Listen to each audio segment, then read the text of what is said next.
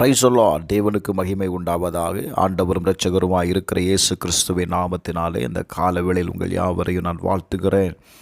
இந்த நாளுக்கான தேவனுடைய வார்த்தை நீதிமொழிகள் 21வது அதிகாரம் 31வது வசனம். குதிரை யுத்த நாளுக்கு ஆயத்தமாக்கப்படும், ஜெயமோ கர்த்தரால் வரும். எனக்கன்பானவர்களே,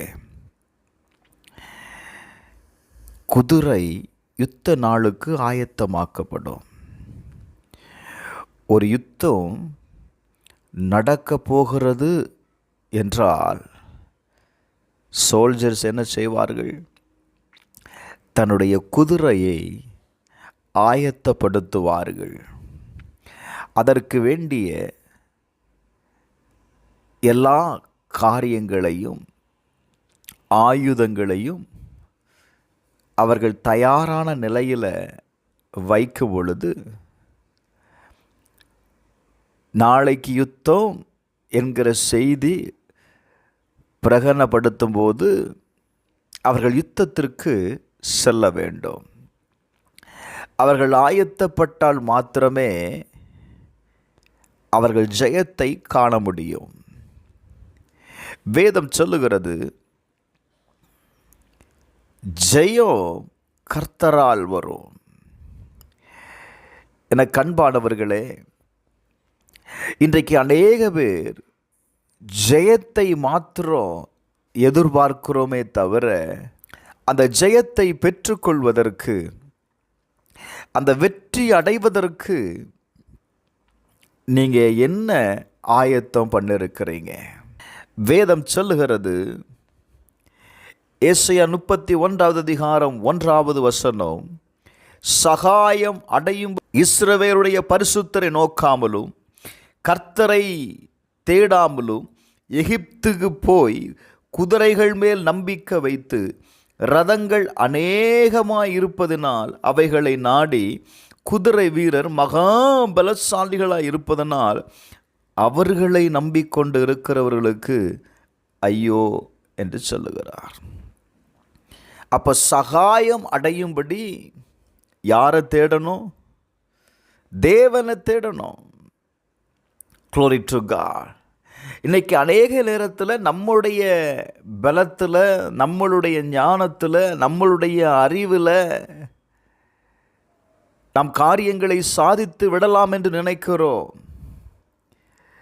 பிரதர், வேதம் சொல்லுகிறது, ரதங்கள் அநேகமாய் இருப்பதினால் ஜெயத்தை பெற்றுக்கொள்ளலாம் என்று நினைக்காதீங்க. பலசாலிகளாய் இருப்பதனால எனக்கு ஜெயம் வரும்னு நினைக்காதீங்க. ஜெயத்தை பெற்றுக்கொள்வதற்கு நீ ஆயத்தப்படு. வேதம் சொல்லுகிறது, சங்கீதம் 33வது அதிகாரம் 17வது வசனம், ரட்சிக்கிறதற்கு குதிரை விருதா, அது தன் மிகுந்த வீரியத்தால் தப்புவியாது. Glory to God. அப்போ கர்த்தருடைய வார்த்தை சொல்லுகிறது,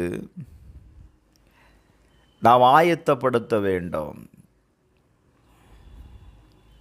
இந்த நாட்கள் உங்களுக்கு கொடுக்கப்பட்ட கிருபையான நாட்கள். நாட்களை வீணடிக்காதீங்க. தேவ சமூகத்தில் காத்திருங்க. இந்த வருடம் முழுவதும் தேவன் உங்கள் வாழ்க்கையில் செய்த எல்லா நன்மைக்கும் தேவனுக்கு நன்றி செலுத்துங்க.